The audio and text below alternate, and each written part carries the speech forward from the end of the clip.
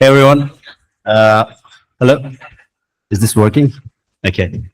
Good. Can you all hear me? All right. Sorry. Sorry for the technical difficulties. I'm gonna be improvising a little bit here. My name is Naresh. I work in a company called REA Group as a lead developer. And today I'm going to be talking to you about how we can go about building a dashboard to monitor SLO, SLA using Cloud Composer, Bigquery, and Tableau. We'll get into what each of those words mean. If you aren't aware, please feel free to interrupt me if something's not working. All right. So what and why are SLAs, SLOs, and SLIs? Quick show of hands. Does everyone know what SLO, SLA, and SLIs are, or have you ever? It's new for you. It's completely new for you. Completely new. Good. All right. So when you're running a application, a commercially available application, your customers come to expect some sort of guarantees from you. So basically, they want to be sure that the software, the product, the API that they are buying from you will work when they want, when they need that software to work. So SLIs are something we are interested in and that is valuable for us, for our customers. For example, uptime, latency, error rates. So your system needs to be up, the latency needs to be low, the error rate needs to be low. The SLO, on the other hand, is how much of that SLI. So for example, you can target for your uptime for the duration of the time that your app is running to be between 99.95 and 99.99. That sort of thing is just a target that you set. Or and the SLA is kind of a marriage between SLI and SLO. So it's the promise of the SLO adherence over a time period. So you are basically going to a customer and saying, "Oh, I'm going to be be giving you this software, and you can be assured that over a period of a month, you will only have you will at least have like 99.99% of uptime, which means only probably an hour in a month that your system is allowed to be not working, right?" So, and the second point of SLAs is it's literally an agreement that you sign. So those are usually binding agreements that define what happened when SLOs are met or missed. So for example, if we look at these pages, so these are SLOs for CCP. So it clearly kind of says how much we need to be up, how much uptime we need to be up for, and what happens if not. The percentage of monthly bill for the respective cover service which does not meet SLO will be credited, meaning Google will pay you money if they are not up, right? So where is it? There. Okay, so basically these are your agreements with your customer saying you need to be up certain amount of time, or there will be penalties, right? So so what are we creating today? So we are just creating a simple Node and Express service with 3 endpoints, and those are called products, stock, and suppliers, like basic API endpoints. And what we're going to measure is the response time for successful requests, so 200s, and response times for 500s, Basically, we are going to be measuring the P50, P95, and P99 of the 200 2XX requests. Uh, P50 is the median response time, like number of times the median. 95 P95 is the 95th percentile of response times. And P99 is the 99th percentile. Basically means 99% of the requests are either slower or faster than that particular number that we're talking about. We're going to create a system. Actually, I've already created that, so I'll just do a demo. A system to transport request data to BigQuery without creating unwanted load on the transactional PostgreSQL database using GCP Cloud Composer, which is a managed Apache Airflow service. So, and we're going to plot that latency and error data on Tableau. Let's see what the next slide is. So tools that we're using. So Apache Airflow, has anyone used Apache Airflow? Quick show of hands. Yes? Okay, cool. 1%, good. So Apache Airflow is a framework that allows you to it's a glorified ETL. So extract, transform, and load. It allows you to run our favorite Python within our data pipeline. GCP Cloud Composer is a service that is provided by Google to help you run Apache Airflow because you want to be hauling data from point A to point B and not worrying about the infrastructure and the number of workers, all those sort of things. BigQuery is the data platform from Google. Node, Python, Postgres is the database that we're using for the app.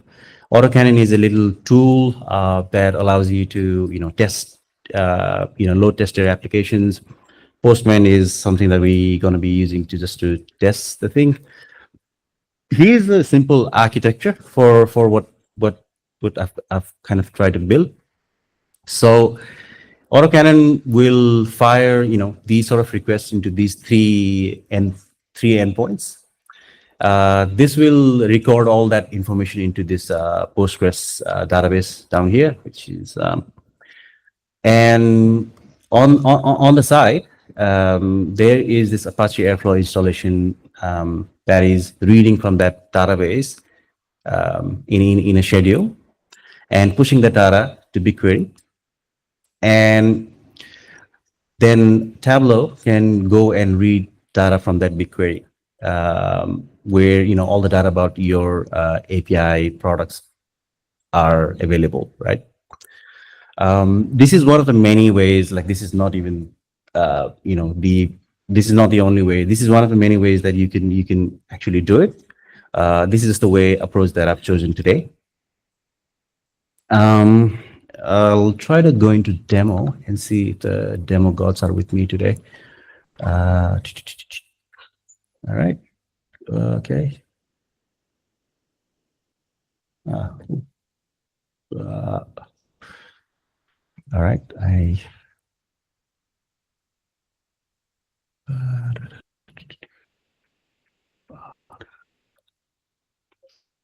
right. Let's try to do this.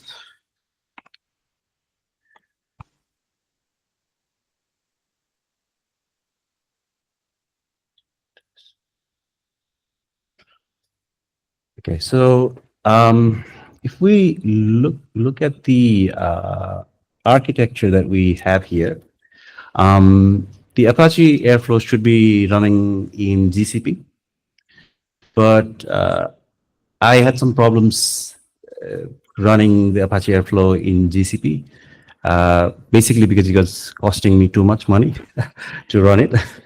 So I've decided for this demo, I will just do it locally. All right, let's try. Okay, let's do that. Should have some script. Oh man.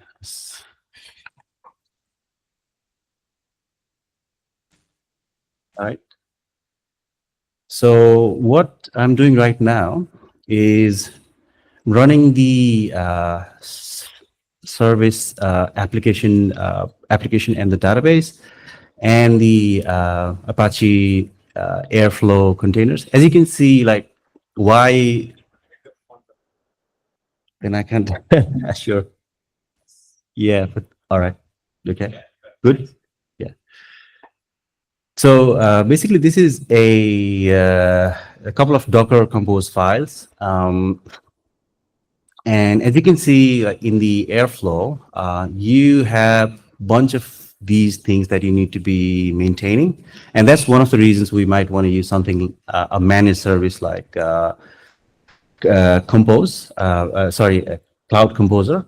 So as you can see, there's a bunch of stuff. The main thing that does the work is the worker. There are schedulers, triggers, the UI interface. This one has exited, but it's just the temporary container, and it has its own database and everything in there. So we will first see if our application works, for which I'll just open Postman.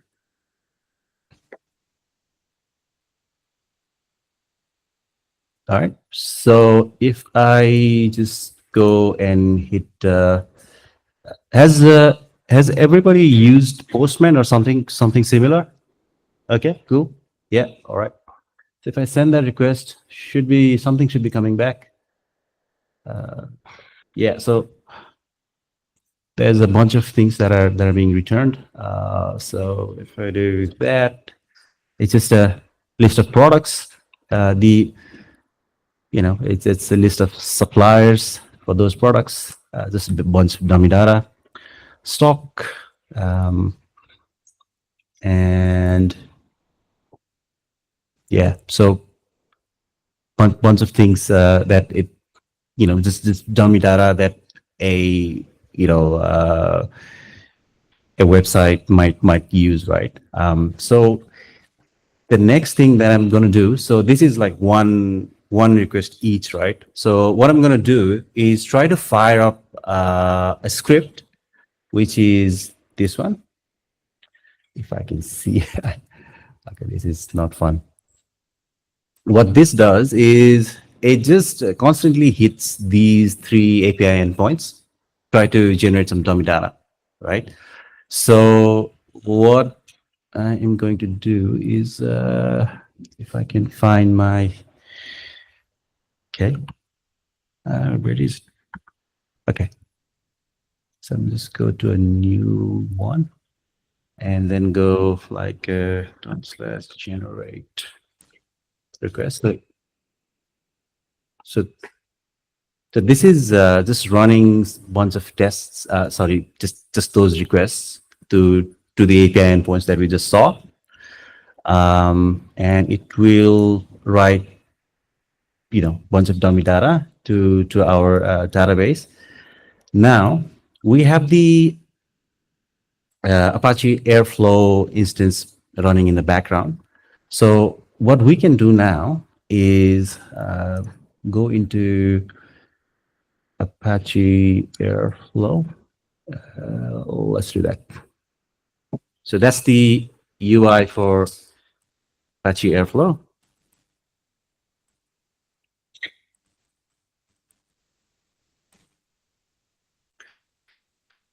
Sorry, I need to make the font smaller if that's all right. I can't fit anything here. So okay. So this is the like starting screen of Apache Airflow UI, and you can see there's a bunch of these things called DAGs. So DAGs are basically directed acyclic graphs, meaning if there are multiple tasks within a graph, in a DAG, it is guaranteed that you cannot come back to the same task that you have started from in a loop. That's it. Like any graph can be considered DAG if it doesn't come back to there. So this is the one that I wrote, and if you look at that, there's a graph actually. So yeah. So So basically, just we do extract, transform, load, get the last tag run date, and all of this is written in Python. So you can define a tag in Python.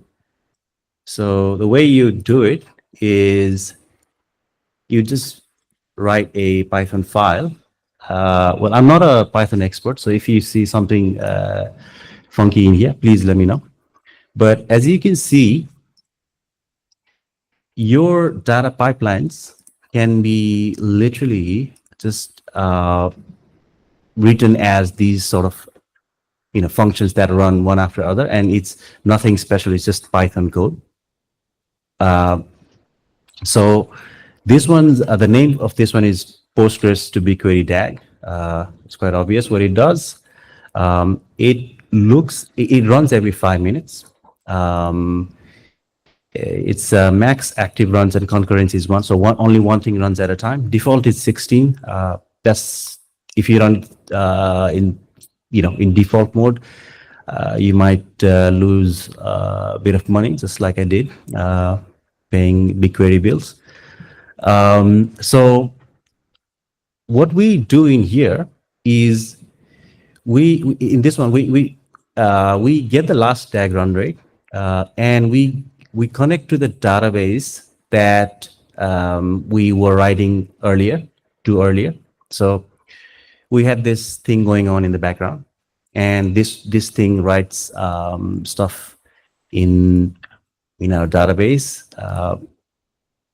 and so I'm having trouble seeing this, but we are reading the data that we wrote to that API database from this one. So in the extract, we can go and see we're doing a select query, just request ID URL status code, the time that it took that request, and all these things, and we're only doing the deltas of the requests since the last time we ran this pipeline tag. And then we go into transform. There's nothing much to transform here, so I don't do anything. I could have skipped this function altogether. But then comes the load part.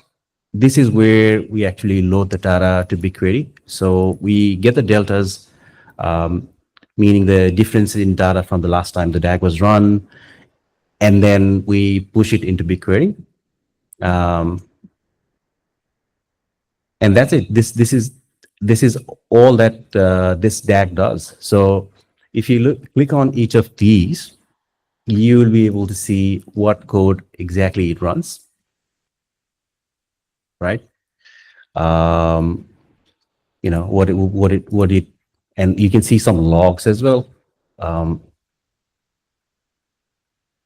So for example, if something goes wrong, so in this one, nothing went wrong.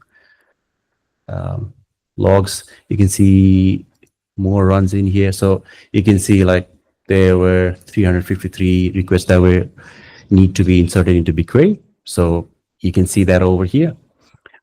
You can see that it shows you the time of the next run. So it can keep on automatically running in the background.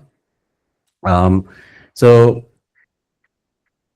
just to push these data into BigQuery, just building this would be an overkill. But if you have multiple sources of data, multiple databases that you need to read from, and multiple teams and those sort of things that are happening, you see the benefits of like just centralizing that data pipeline orchestration in GCP or some sort of managed service somewhere.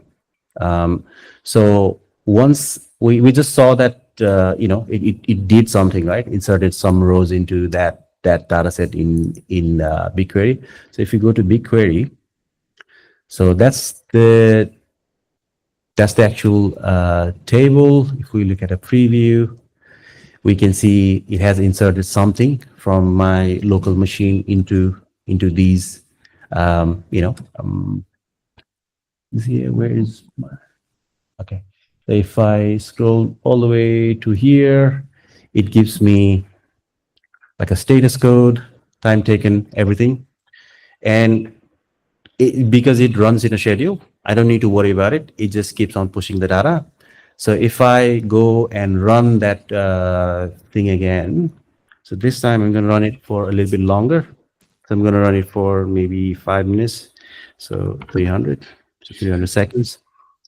And while that is happening, I'll go into my Postman and do this random real world thing where I'm going to introduce some latency and introduce some server errors.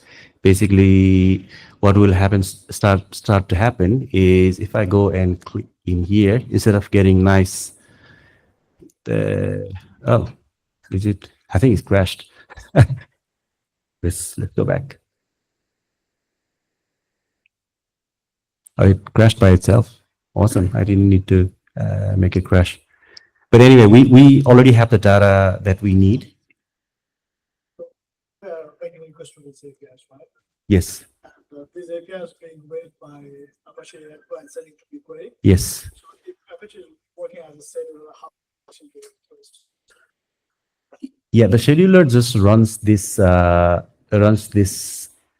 Python script, and this Python script, as you can see, is already configured to it knows where the database is, so it goes directly to the database and kind of keeps reading that. Okay, so that generate request is while making the request to those APIs. Yeah. It is also sending those API requests to the Postgres database. Yeah.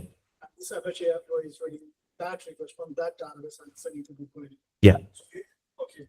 So maybe rather than just having that database in the beginning, if there's some kind of a webhook or something like that. You can, so you can actually, if you need, you can do the webhook. You can do like if you don't need to have any sort of transformation happening, you might skip the DAG, airflow, everything. But where it becomes useful is if you have a lot of those things happening, and if you need some sort of processing in the middle. This is where it becomes useful. Right now, it's just an example. It just has one database. But if you had like 10, 15 databases or 10, 15 different data sources as well, doesn't need to be database. It can talk to, say, maybe an API gateway or something like that and collate the data and push it to somewhere. All right. So the last bit, so we have the data up to BigQuery. So we started locally from here. We have the data to, up until BigQuery. So there's this tool called Tableau that lets you visualize, the data that you have.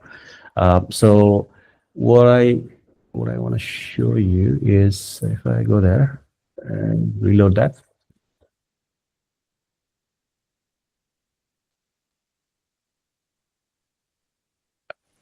Okay.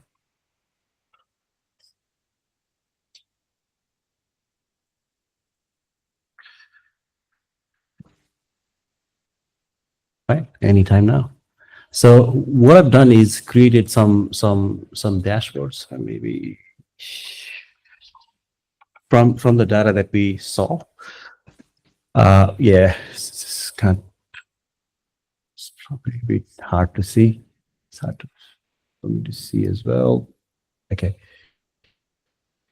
Okay. So yeah, so as you can see, I guess barely, but so these are the API endpoints that we were, just hitting randomly, and stock and suppliers. And what this data shows is, I think there's a bit of a issue with the data, some empty things coming in here, but it shows you the split between successful and failed requests, right? And there's another tab. It shows you the latencies as well for, say, for example, API stock.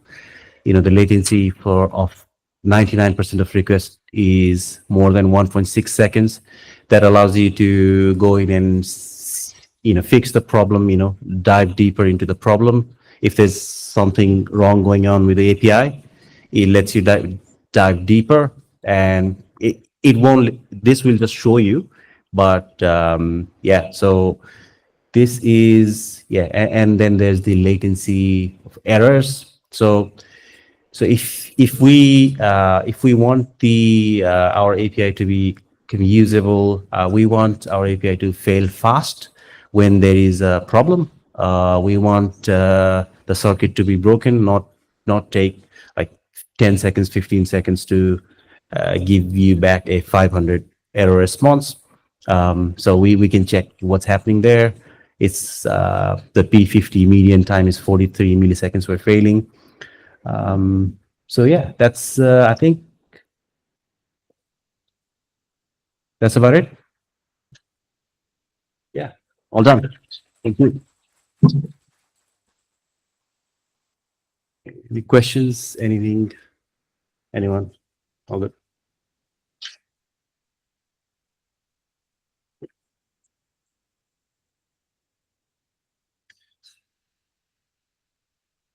Cool. Awesome. Yeah.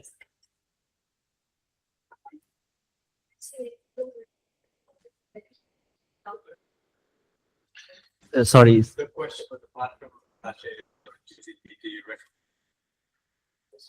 Um, for the ETL process, there is like a plethora of options. Um, this is the one that we supposed to, we've been using, but there are other ones as well. I don't have any recommendations as such. It depends on what you're trying to do as well. So if you're just trying to move data from point A to point B with some processing and it needs to be reliable, this is good. If you're trying to do something on top of it, some extra processing based on, say, the data that you just saw, right? Like if you needed to do some action when the number is 43 for the P50, you could then add on things like Apache Flink and those sort of things, which can do additional processing. So it really depends on what exactly we're trying to do. So yeah, sorry, it's not a straight answer, but yeah, good. Data prints, data bricks. Yeah, probably. I have never used Databricks, sorry, but yeah, probably I don't know the features, but it probably has all the features to do these, because these are pretty basic things in a data platform, I would say. Any other questions? All right, cool. Awesome. Okay, then I think I'll stop. I should I just take this off? Yeah. All right. Cool. Thanks very much.